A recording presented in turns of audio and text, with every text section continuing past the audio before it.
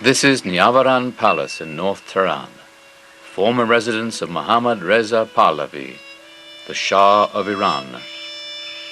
It was from here that in January 1979, the Shah left to go into exile, never to return.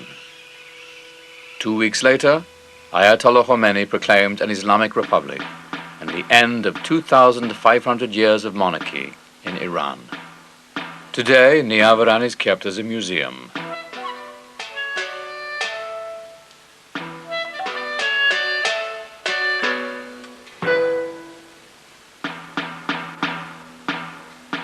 In the Shah's dressing room hang uniforms heavy with ribbons and braid, the classic trappings of a third world dictator.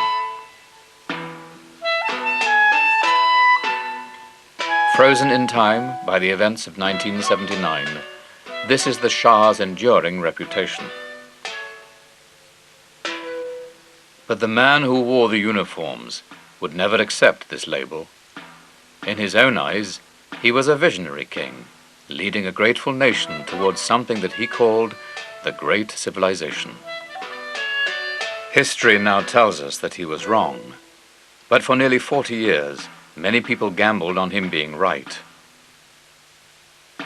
This is the story of that gamble, and of why Mohammad Reza Pahlavi became the last Shah.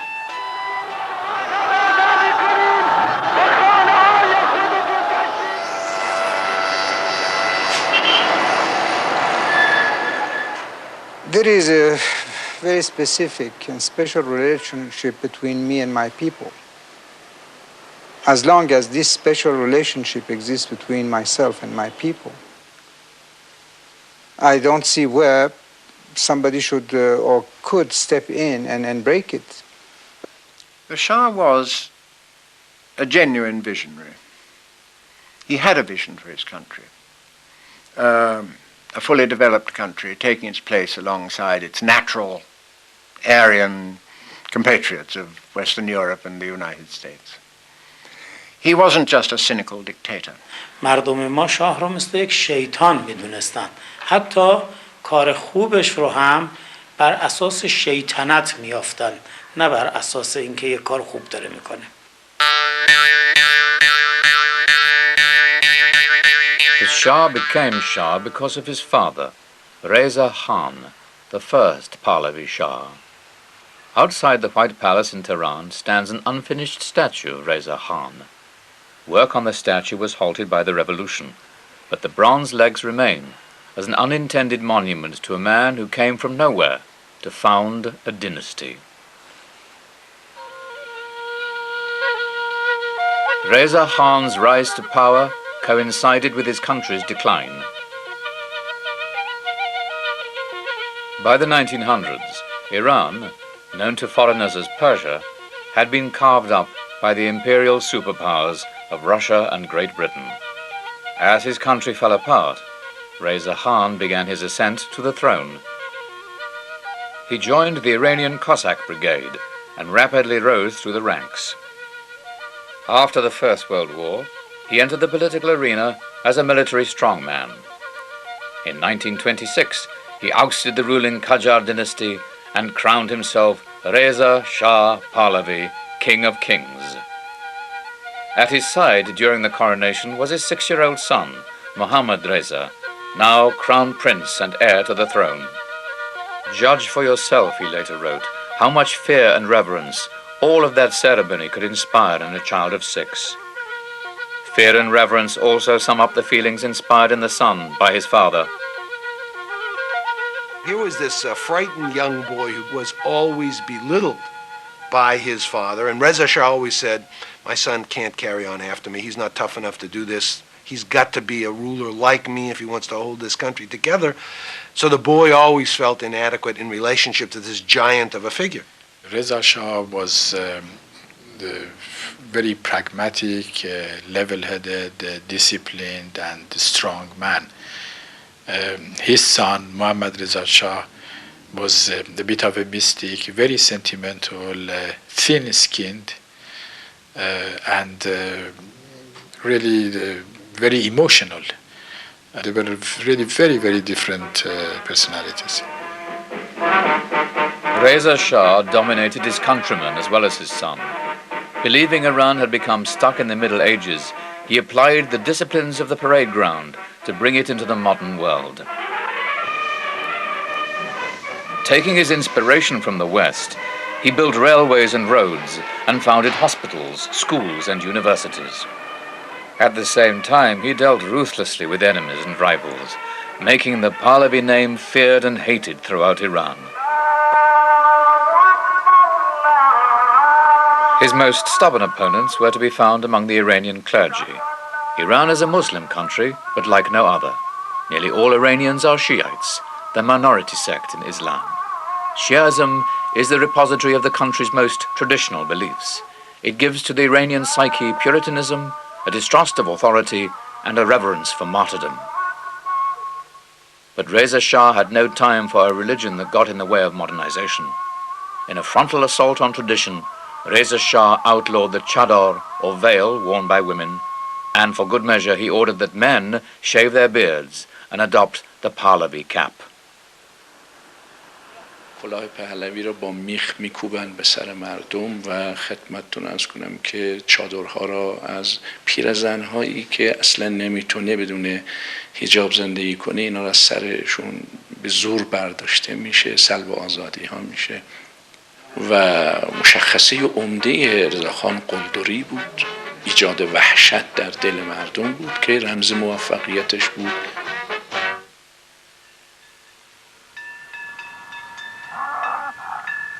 In 1931, Reza Shah sent his 11-year-old son to be educated in the West, at La Rosée School on Lake Geneva in Switzerland.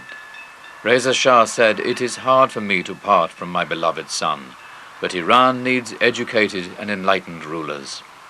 But the beloved son was to suffer more than the father. He was sent to a foreign country with a guardian who was intimidated by Reza Shah into making sure that this boy never got into any trouble, so the boy was never allowed to do anything. He couldn't ride a bicycle, he wasn't allowed to go off weekends climbing in the mountains in Switzerland, and so he was basically marooned in his room. He had an utterly miserable time. He was a lonely, miserable, isolated young man. On his return to Iran in 1936, the 17-year-old crown prince was ordered to marry Princess Fawzia, the sister of King Farouk of Egypt.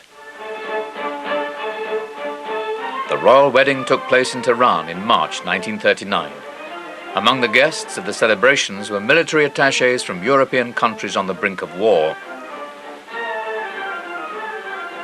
Reza Shah had intended to keep Iran out of the war, confident that his army would deter any aggressor. But the British and Russians needed to run a supply route through Iran, and so, on the 25th of August 1941, they invaded from the north and south. There was virtually no resistance. The swift action that occupied a weak country in danger of falling into the grip of Hitler. Expecting to be dethroned, Reza Shah abdicated in favor of his son. He went into exile in South Africa, where he died in 1944. His last message to his son was, "Never be afraid of anything." With no guarantee that the Allies would approve his succession, the Crown Prince had to move quickly. On the 16th of September 1941, the plainly nervous 21-year-old arrived at the Iranian parliament and swore to reign as a constitutional monarch. Iran had a new king, and no one seemed more surprised than the new Shah himself. He was like a child who is suddenly thrown into a stormy sea and asked to swim. So he had no time to think what was happening to him. He was carried by the events.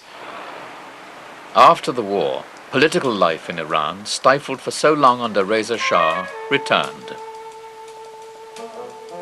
Nationalists vied with the Communist Tudeh Party for control of the streets, while the country's traditional power blocks, landowners, bazaar merchants, aristocrats and clergy schemed tirelessly to claw back the privileges that Reza Shah had usurped.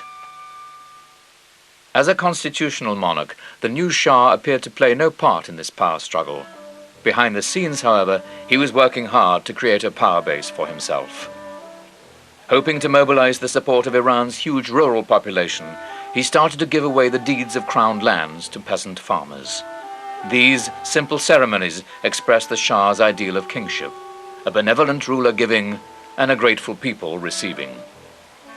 In February 1949, an attempt was made on his life. 5 bullets were fired from close range. Though wounded, the Shah survived. This near-miraculous escape confirmed a conviction he had held since childhood. One of the dominating characteristics of the Shah was his report that he was divinely protected and inspired by visions. He had very serious childhood illnesses, and he reports that he was saved from each disease by a vision which came to him at night. The Shah concluded that he was divinely protected and that he was kept on earth in order to fulfill a divine mission. That was a very important part. People didn't take it seriously. He believed it. The Shah's brush with death concentrated minds on the succession. Despite the birth of a baby daughter in 1942, his marriage with Fawzia had not prospered. They had divorced in 1948. It was necessary to find a new wife and produce a male heir. Soraya Esfandiari, half Iranian, half Bavarian, was selected for the role. After the divorce, the Shah was very lonely. Right away, the Shah fell in love with this fine lady. And especially after it was the time which she came to Tehran and they were engaged, she became ill. And apparently the first time His Majesty went to visit this beautiful lady, he had tears in his eyes coming down. They loved each other very much, I must say.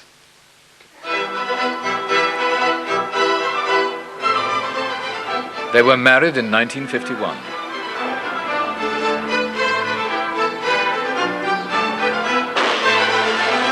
By the 1950s, the Shah was still ruling as a constitutional monarch, but was finding the role increasingly restrictive. He was conscious of the contrast with his father, whose body had been returned to Iran in 1950. Throughout his life, the Shah was haunted by this vision of his father, and there were groups that had been excluded from power who would use him. He would come to tell him, "But Your Majesty, this is a monarchy. Remember your father. When your father was there, could the price of bread quadruple in a month? Never." He would go and throw 2 bakers in their ovens, and that would be the end of the story. This comparison was constantly there. But even as the Shah tried to assert himself, a politician appeared who intended to further restrict his powers, Dr. Mossadegh. Jailed by Reza Shah, he now challenged his son over the issue of Iran's oil.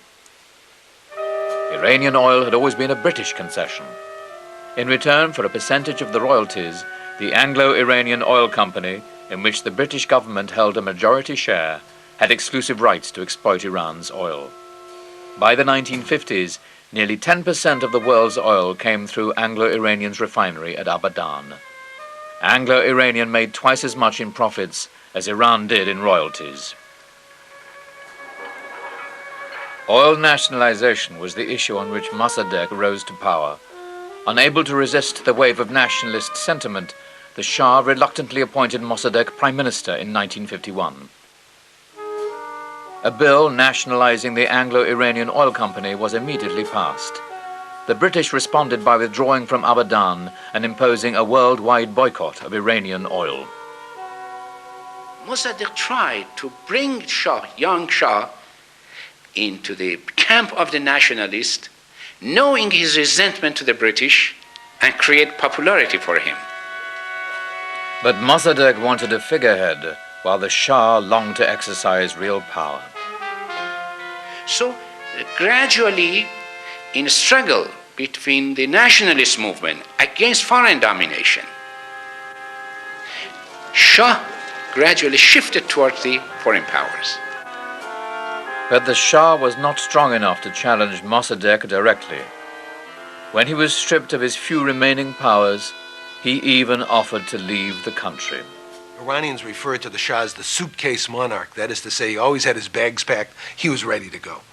All through his life, he would not stand against strong pressure. When there was no pressure, he was a very strong-willed man, but as soon as there was a bit of adversity, he would tend to bend. But in Washington, President Eisenhower had become convinced that Mossadegh was about to deliver Iran to the communists. With the active encouragement of the British, he decided to play the Shah card. A plan was drawn up by the CIA and by MI6. The Shah would dismiss Mossadegh while a mob, funded by the British and the Americans, took to the streets to neutralize Mossadegh's supporters. But the so-called counter-coup misfired. Mossadegh's supporters flooded onto the streets, and the Shah's supporters went underground. The Shah fled to Rome with Queen Soraya. He appeared to have lost everything, but Mossadegh's victory was to be short-lived. 2 days later, pro-monarchy demonstrators, backed by army units loyal to the Shah, took over the streets of Tehran. Some of the crowd had Secret Service dollars in their pockets, but many were genuine supporters of the monarchy. Mossadegh went into hiding, but was soon captured, put on trial, and placed under house arrest.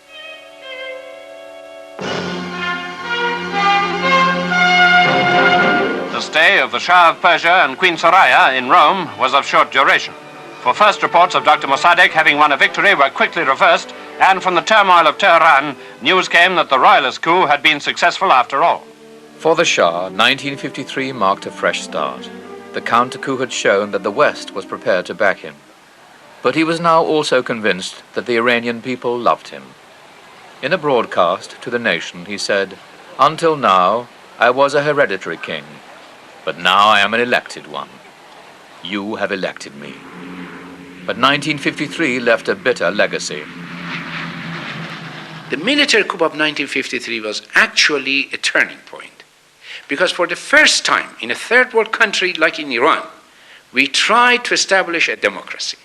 And it was Shah and his foreign supporters who killed the democracy in Iran. That was the end of his legitimacy. The Shah's legitimacy was also undermined when the CIA began claiming the whole credit for the counter-coup, suggesting it was their dollars rather than the Shah's popularity that had brought the people out on the streets. After 1953, America became a major player in Iran, pouring in aid and military advisors and helping to set up a secret police known as SAVAK. The thing to do was to help him stay in power and see to it that he stayed in power. There was no sense in going through this whole exercise and then having it failed in that fashion. But the Shah had no intention of failing. Dismissing independent-minded politicians and surrounding himself with compliant ministers and technocrats, he was at last able to start running the country in a way his father would have recognized. When he come back and he see the love of the people, he felt that now he has to emerge as a strong man and he has to come as a leader, whether people like it or not. Since the people loves him, he has a duty for them. The new start was symbolized by a new queen. Though the Shah was deeply in love with Soraya, they were unable to have children. The question of the succession again became urgent. Reluctantly, the Shah agreed to take another wife. The couple were divorced in 1958, and the following year there was a third royal wedding in Tehran. Farah Diba was part of a new generation of Western-educated Iranians. An art student in Paris, she brought a cultured, liberal influence to bear on her husband. It was to prove an immensely successful royal marriage, giving a boost to the Shah's image as a modern-minded monarch, injecting fresh thinking into the court and supplying the vital heir to the throne, Crown Prince Reza, born to great popular acclaim in 1960. When I got married, I was 21. Of course, in those days, I never realized the scale of work which was waiting for me. And, slowly I became familiar with the problems. But I was very optimistic because, we had the will and the possibility to make our dreams come true. Farah turned out to be a very hard-working queen, very interested in her job. At the same time, she provided the smiling side of the royal family, while the Shah smiled less and less.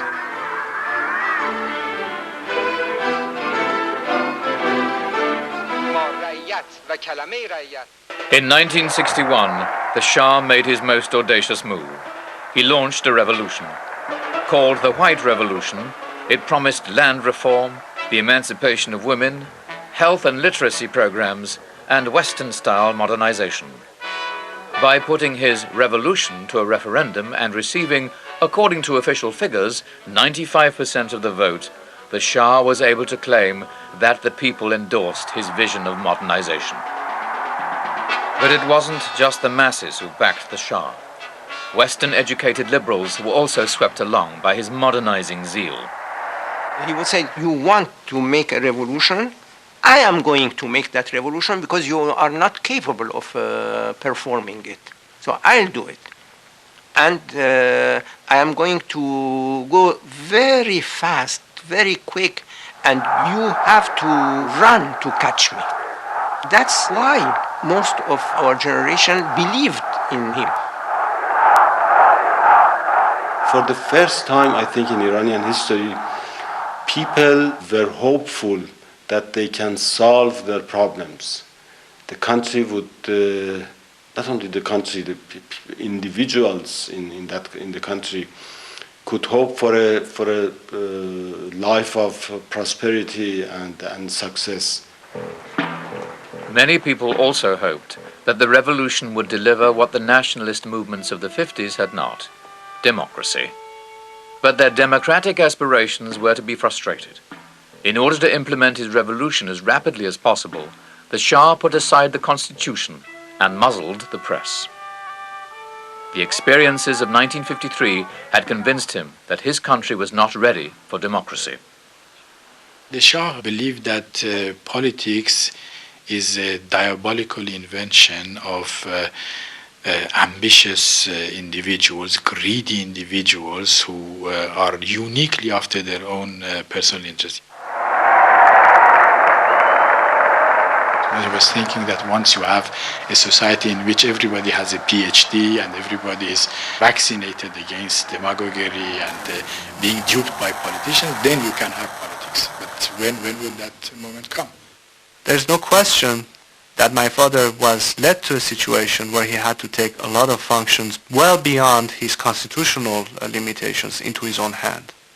My father at that time was placed in a circumstance when he wanted to get the job done, and if it was not done by reason of other people either failing in their duties or not assuming the proper responsibilities, he had to take it on himself and be on top of it to make sure it's done. Like his father, the Shah encountered the most stubborn resistance from the Shiite clergy. And, like his father, the Shah dismissed these criticisms as the reactionary views of a medieval mindset. If you are unhappy that your country makes progress, if you are unhappy that your country is saying goodbye to a feudalistic system, if you are unhappy that half of the population of your country, the women, are emancipated, well, this I cannot help. The sharpest attacks on the Shah came from an obscure priest based in the holy city of Qom. Ruhollah Khomeini preached against the Shah's reforms, claiming that the emancipation of women was against Islamic law, and accusing the Shah of being a puppet of foreign powers. In June of 1963, Khomeini was arrested and serious rioting broke out in Tehran and in other parts of the country. The Shah hesitated. Unwilling to stain his white revolution with blood, he refused to call out the army. His prime minister had to take the responsibility. The army went into action and several hundred people died. The problem with the Shah really is that he didn't have the ability to be ruthless when he had to be ruthless. When he needed to exercise power to preserve his throne, he really couldn't do it. Order was restored, and Khomeini was exiled to Najaf, a Shiite holy city in neighboring Iraq, where he continued to preach against the Shah. In particular, he attacked the presence of American nationals in Iran, who had been granted immunity from Iranian laws.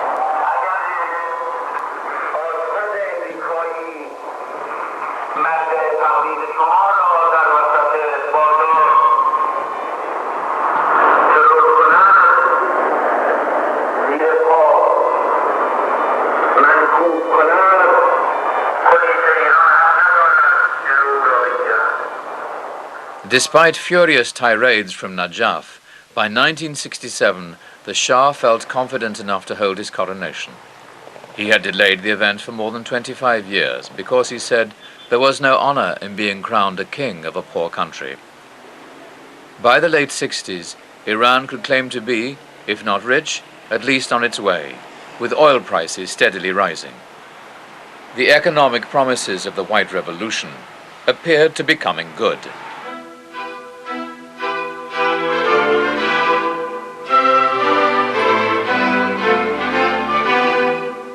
Like his father, the Shah crowned himself.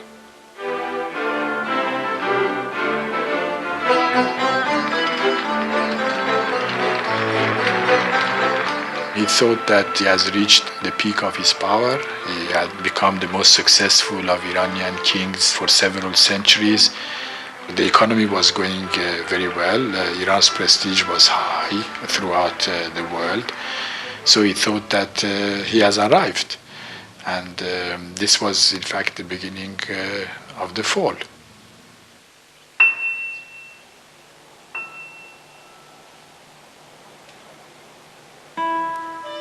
The Shah's fall began among the ruins of Persepolis, the seat of Persia's ancient Achaemenid kings, Darius and Xerxes. Iranian scholars close to the Shah suggested that the 2500th anniversary of the Achaemenid Empire be marked in some way. The idea had great appeal for the Shah. He could draw the world's attention to his own achievements and assert his own legitimacy by linking the Pahlavi regime with Iran's most ancient royal house. But most of all, the idea appealed to the Shah's mystic side. He felt a bond between himself and the first Achaemenid king, Cyrus the Great, whose simple tomb was at Pasargad, near to Persepolis. The celebrations began on the 15th of October, 1971.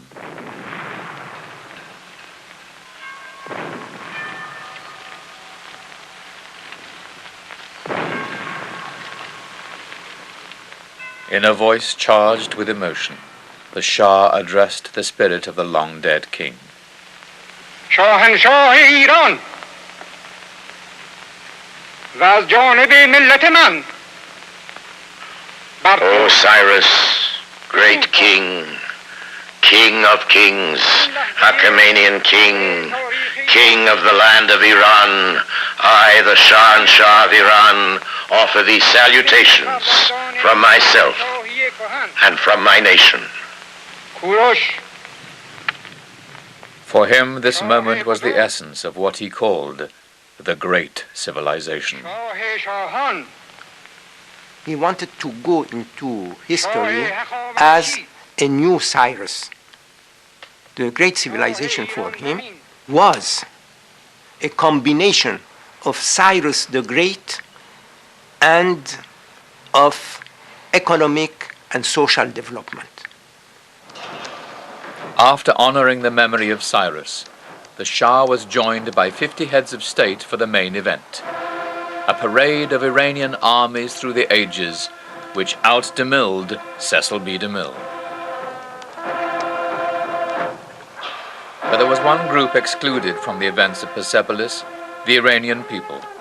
Because of security concerns and the inaccessibility of the site, most Iranians had to watch this patriotic pageant on television. Far from inspiring them with royalist fervor, it left many feeling baffled and insulted. Everything was ripe to start a real democratization of the society. And instead of that, he wanted to make a show of himself. And this is where parting between him and the people starts. He felt bonded to and had won with Cyrus, the ancient Achaemenid monarchy, the whole grand history of Iran, and its cultural achievements. But this was some kind of mystical association which the Iranian people weren't plugged into. They didn't know what he was doing. The Shah's guests were ferried around in luxury coaches, unaware of the security measures surrounding the event. Fearful of terrorism or merely protest, Savak had rounded up thousands of people, loosely defined as troublemakers. Because of the security, because we have to look after every heads of states or representative of that country, the security arrested a lot of people. They put them in prison. And I went to His Majesty. I said, they have arrested a lot of people who are innocent. Persepolis had focused the attention of the world on Iran, but not in the way the Shah had hoped. After the event, human rights groups were flooded with lists of prisoners' names. They began to investigate and publicize claims of the detention, torture, and execution of political prisoners in Iran. خدمت شما عرض بکنم که در اون سالها زندان یه چیز وحشتناکی بود. من یه چیزی میگم شما یه چیزی میشنوید. اصلا طرز برخوردشون، صحبتشون خیلی با ما وحشیانه و سخت بود. یکی دو بار انسان رو مثلا با پا 6 ساعت آویزون میکردن، 2 ساعت آویزون میکردن که اصلا انسان فکر میکرد که همه دنیا الان داره مغزش رو متلاشی میکنه. An international campaign began which was to blacken the Shah's reputation.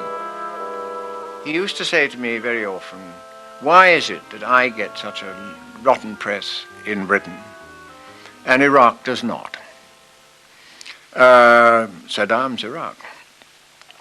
I used to say, and I still believe this, you get this bad press, Your Majesty, because you expect to be treated as one of us, as part of the Western world, whereas we don't treat Iraq as part of the Western world. The Shah was baffled by the attacks. For at the same time as some in the West portrayed him as an oppressive dictator, Western leaders were urging him to spend billions to become the policeman of the Gulf. The Shah could never understand how he could be the object of both bitter vilification and sycophantic praise. But if he was hurt by the Western media, he had his revenge: oil. Convinced that the West had been getting cheap oil for too long, he worked within OPEC to raise prices. In 1973, oil prices quadrupled, and it was the Shah himself who in December of that year announced the latest rise. The Shah came to be seen as one of the West's chief tormentors, apparently taking particular delight in humiliating the British. If you continue this way, a permissive, undisciplined society, you are going to blow up. You work not enough, you try to get too much money for the little work that you are putting up, and this cannot continue. It can continue for a few months, maybe 1 or 2 years, but not forever. When he got a situation in hand where he had the whip hand, I can't say that he didn't enjoy that to a certain extent. After all, he felt that all through the years that he'd been Shah, that he'd had a pretty rough time. And finally the day had come when he had some assets. And I think anybody in his position would have enjoyed that. And he certainly did. I always thought at some point our country was in a way that it was too good to be true. We were a country we had history, we had civilization, we had natural wealth, we had human wealth, which is so important. We had the security, we had the stability, so everything was happening in Iran. There was a bright future in front of us. By the mid-70s, the Shah had all the levers of power firmly in his grasp. Government was a mere instrument of his will, and all power emanated from the throne. The Shah was the only game in town. He was the fount of all power. He was the fount of all patronage. If you were in disfavor with the Shah, of course you could go and eke out an existence for yourself, but you really had to seriously limit your ambitions. For the people of Iran, political life was a charade. There were two parties, nicknamed the Yes Party and the Yes Sir Party. These were ultimately replaced by a single party, known as the King's Party. ببینید مشکل این نوع نظام ها همینه که خودشون افراد به اینجا میکشونن که یا باید 100% موافقشون باشید یا مخالفشون. خودش راهی نمیذاش که کسی اگر چیزی مثبتی هم ازش ببینه تایید کنه. خودش اینطوری میخواست. By the mid-70s, the Shah had achieved an international standing far greater than anything his father could have dreamed of. The suitcase monarch of the 1950s was unrecognizable in the emperor of oil. I think we were, to some extent, bedazzled by the superficial appearance of the Shah's control. Some of us, like myself, who had known of him back in the early 1950s, found it difficult to swallow the fact that he was a completely changed person. Others took it for granted that he was what he appeared to be. Strong, forceful, formidable, all-knowing, all-wise, totally in control. And this was the picture he presented to the world. I think in a sense we all accepted this, although some of us accepted it with greater reluctance than others. We particularly welcome you and the Empress as good friends and old friends. But even at the height of his power, the Shah remained an enigmatic leader. His imperious demeanor was often belied by diffidence, even shyness. I am deeply honored, Mr. President, to be once again your guest. He was the reverse of a charismatic man. He was a hopeless public speaker, wooden, boring. Put him in front of a crowd, his instinct was to withdraw. He was an introverted, really shy man. I think he actually was basically a rather timid man behind that facade of imperial grandeur. Because of this timidity, he was as much a victim as a maker of his own image. The biggest secret hidden behind the imperial facade was the fact that since 1974, the Shah had been undergoing treatment for cancer. The Shah did not admit to having cancer while he was on the throne. If everybody had known that he had cancer, they would have understood what this real hurry was to shove the country into a more of a 20th century mode. Looking for a shortcut towards the great civilization, the Shah had decided to plow all the extra money from the oil boom directly into the economy. Overnight, the 5-year plan was doubled. But after years of record growth, the country simply couldn't absorb any more investment. The benefits of Iran's economic miracle had always been unevenly spread, but when the miracle lost its potency, the massive inequalities between rich and poor were everywhere apparent. Economic insecurity and frustrated expectations encouraged many Iranians to look more closely at the so-called Great Civilization. Now that the glitter was wearing off, many were dismayed at what Iran had become. و شاید این خطا و این که فکر میکرد قدرت و با بعضی اصلاحات اقتصادی، بهبود بعضی اقتصادی، مشکلات مردم حل میشه و دیگه کسی چیزی نمیگه. ولی شاید در اصل شاید بیش از حد به این قضیه بها داد، در حالی که نکته‌ای که تو ایران خیلی مهم بود اینه که حتی غرب زده‌های قبلیمون نسبت به این قضیه بسیار حساس شدن. یعنی احساس کردن که این گرایش به غرب دیگه هویتشون رو هم داره از دست میده. It became fashionable to talk about West toxification, and it was understood that no one was more toxified than the Shah himself. His interests and his lifestyle all seemed to indicate a ruler who thought Western culture superior to Iranian. His religious critics argued that he was simply unsuited to be the king of a Muslim country. بر اساس قانون اساسی مشروطیت شاه موظف بود که پاسدار تشیع باشه و عامل نشر تشیع باشه. خب شما تصور کنید یک کسی که از نظر قانون پاسدار یک فرهنگیه، تمام زندگیش بر ضد اون فرهنگ باشه، چگونه میشه؟ اینا رو مردم میدیدند، جرأت حرف زدن نداشتن ولی جرأت فکر کردن و فهمیدن رو داشتن. But while religious leaders wanted a return to tradition, some Iranians, very often the children of the Shah's revolution, wanted democracy and even an end to monarchy. When you talk about Iran, then it was a country that was shifting gears. A great part of the country with traditional views, they had a little bit of a problem adjusting to the rapid pace of change. And on the other hand, you had intellectuals who were in fact demanding faster reforms. And I guess at some point in time, we had a sort of crisis, not purely political, but a sort of sociological crisis that began in my country. Celebrations in 1976, marking the 50th anniversary of the Pahlavi regime, were a somber affair. The dutiful applause of the well-drilled audience gathered at the tomb of Reza Shah had a hollow ring. An atmosphere of stagnation was gripping the country, but the Shah still believed that the people supported him. I can claim to have the pulse of my people really in my hand. And we have shown to each other so many times signs of complete devotion to each other that there is a very special situation today in my country. In January 1977, Jimmy Carter took the oath of office on the White House lawn.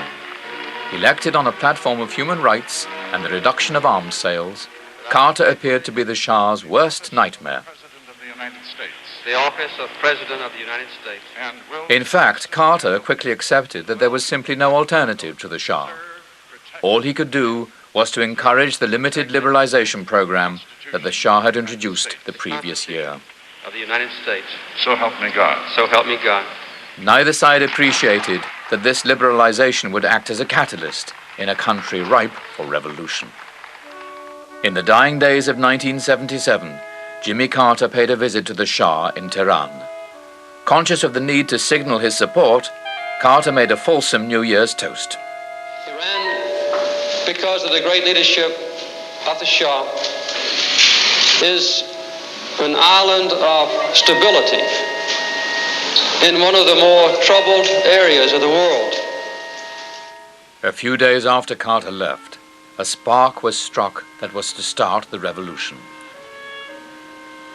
Ayatollah Khomeini had been a thorn in the Shah's side for 14 years. Recently, however, he had started calling for the overthrow of the monarchy. Reassured by Carter's unconditional support, the Shah decided to retaliate. There was an article prepared by the Shah's press office, and the Shah had a direct hand in it because he was furious about Khomeini, what he had been saying about him. So he wanted to answer, and he had this habit to answer any insult, any criticism, whatever the source. So he ordered the preparation and writing of this article, and they gave it to me to be published in one of the newspapers. It was a routine matter. The article accused Khomeini of licentious behavior and of being a British agent. It provoked demonstrations from his followers in the holy city of Qom. The authorities reacted, and a number of people were killed. The deaths in Qom triggered a recurring cycle of often bloody demonstrations. Secular opposition groups rallied to Khomeini's banner, and within weeks, unrest had spread throughout the country. All the things that had not happened in Iran over 15 years suddenly happened in 15 days. We had had absolutely no strikes. Suddenly everybody was on strike. We had had absolutely no demonstrations. Suddenly everybody was demonstrating. Nobody had seen any crowds in Iran. Suddenly there were crowds in the streets, and nobody could estimate their size. We all failed to predict the revolution. We identified all the areas of discontent and opposition. But since they were all opposed for a different reason, it was very difficult to see how they could actually coalesce, run together. The true leader of the Iranian revolution in negative way is the Shah. He did everything wrong to unite all different factions together.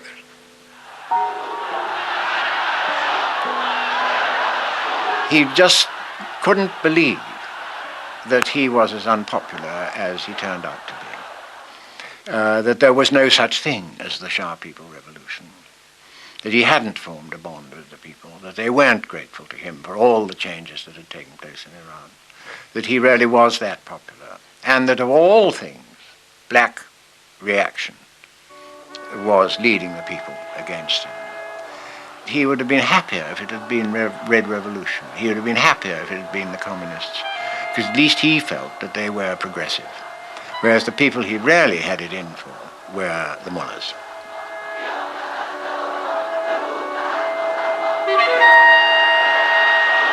I don't say we didn't have shortcomings and problems, but it didn't deserve such a horrible revolution.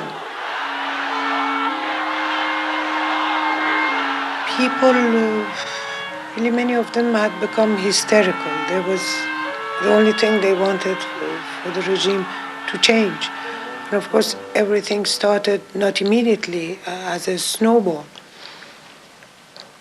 And unfortunately, the evil forces were stronger than we were. The turning point in the revolution occurred on a Friday afternoon in early September.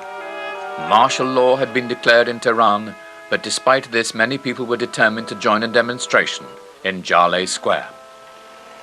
صبحش که من می‌خواستم بیام از صبح جمعه که می‌خواستم از خونه بیام بیرون خانومم برگشت گفتش که محمد نرو رادیو اعلام کرد حکومت نظامیه من خندیدم گفتم با توجه به اینکه حکومت نظامیه باید برم و من اون روز یکی از اون افراد بودم که به قول من یک قطره بودیم از دریا. The crowds found the route to Jaleh Square blocked by troops. As their numbers increased, they pressed forward and the troops opened fire. It was said later that the Shah himself had been flying above the crowd in a helicopter directing operations. But the bloody shambles of Black Friday was unplanned. This was not a cold-blooded attempt to kill large numbers of people. This was groups of untrained recruits who were shooting wildly into the crowd. It was very random shooting. Nobody ever will know how many people died that day, but it was an extraordinarily bloody scene. The authorities put the numbers in the low 20s or 30s of fatalities. But in reality, I think it probably ran into a couple of hundred. When I saw the Shah shortly afterwards, he was absolutely horrified by what was happening.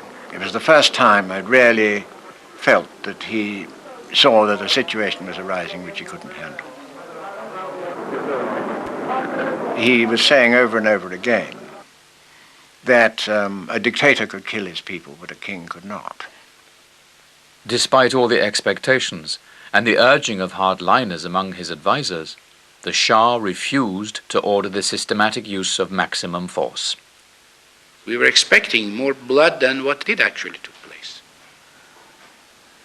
Relatively speaking, comparing to what happened in the French Revolution, Iranian Revolution was not bloody. For those observing from outside Iran, this hesitation was puzzling, even frustrating. People were saying, when's he going to do it? And he never did. It was very clear to all of us who were watching Iran at that time that the Shah wanted us to take responsibility for this. He wanted a clear order sent from Washington that said, crack down on these people, kill people if you have to, but reestablish order and stability. And Washington simply refused to do that. We simply were not going to put ourselves in that position. He clearly wanted us to. But some feel that the Shah's hesitation belies his popular image as a ruthless dictator. After 20 years of thinking about modernization, one of the things which changes in your mind is the question of blood. The Shah didn't want to go into history as a bloody dictator. If he had a ruthless side to him, I never had the opportunity to come across that. To me, he was the opposite. But you know, worse than being a dictator is to create a perception that you are one. In November, the Shah appealed to the nation, claiming that he understood and even sympathized with the revolution. من نیز پیام انقلاب شما ملت ایران را شنیدم. من حافظ سلطنت مشروطه که موهبتی است الهی که از طرف ملت به پادشاه تسلیم شده است هستم. و آنچه را که شما برای به دست آوردنش قربانی داده‌اید تضمین می‌کنم. 2 days later, he authorized the arrest of many of his former ministers and advisors. The man in charge of Savak at the time had prepared a list of 500 top officials of the past 20 years and wanted to arrest them to give satisfaction to popular mood. And in three waves, I was arrested in the second wave. Some 70, 80 people were arrested, all staunch supporters of the regime. And several thousand were released from prisons, all blood enemies of the regime. It was really a perverse situation. My brother was dismissed from his job and put under arrest. Many people, both from Iran and from outside Iran, told me the day he did that, told me the Shah is finished. Because when a leader tries to avoid responsibility, he's not anymore a leader. The Shah, who demanded loyalty from everyone, was incapable of reciprocating it. And Hoveyda was thrown to the wolves to divert the pack. And I think this was a monstrous gesture on the part of the Shah.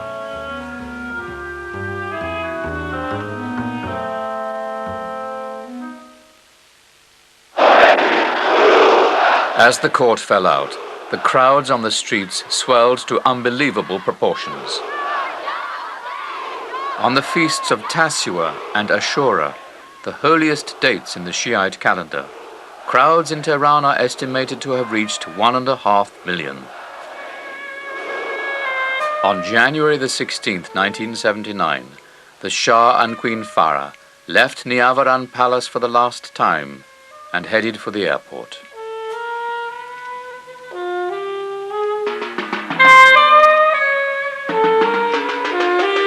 My husband left because he realized that if really people have been so much convinced that they are going to have a better life with another system, or a religious millennium has to occur, there was nothing he could do about it.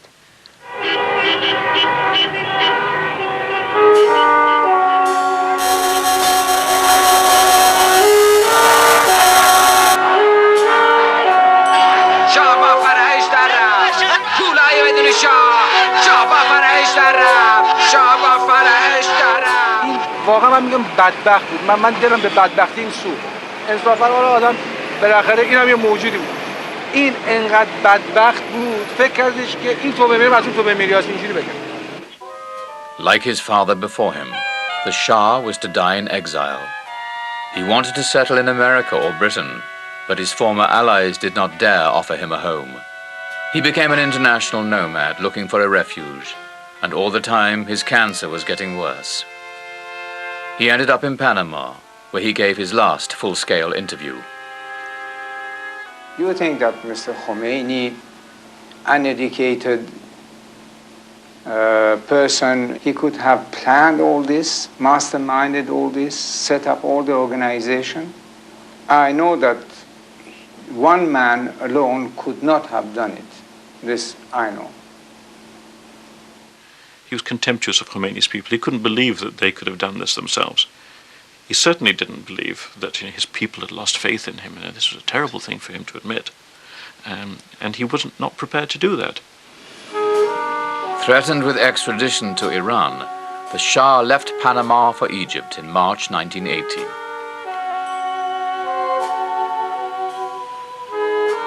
By then, he had seen the return of Ayatollah Khomeini and the rapid capitulation of his army.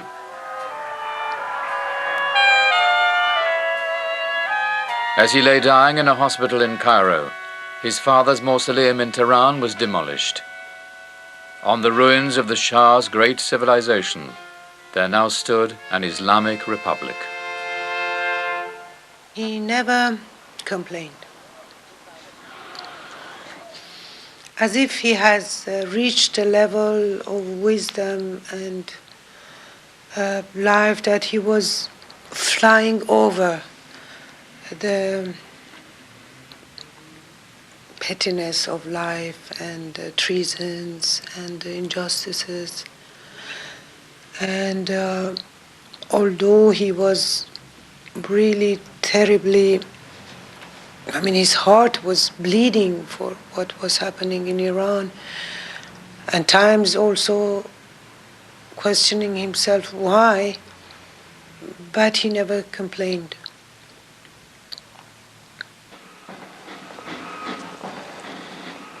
He died on the 27th of July, 1980. President Sadat gave him a state funeral, but few of his former allies attended. Radio Tehran announced his death with the words, "The bloodsucker of the century is dead."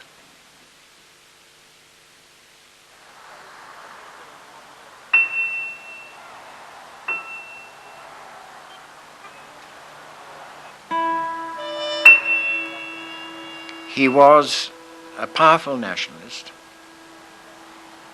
He was, in his way, a revolutionary.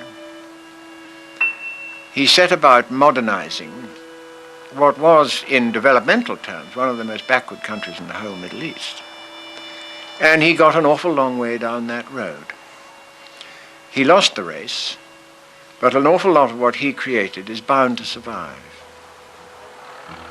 His greatest sin will be seen as this attempt to actually turn the people of Iran into something that they were not. He was trying to turn them into copies of Europeans and Americans. They did not want to be turned into something different. They are very traditional people. So they turned ultimately to their traditional leaders, the religious classes, in order to prevent this transformation which the Shah was trying to bring about.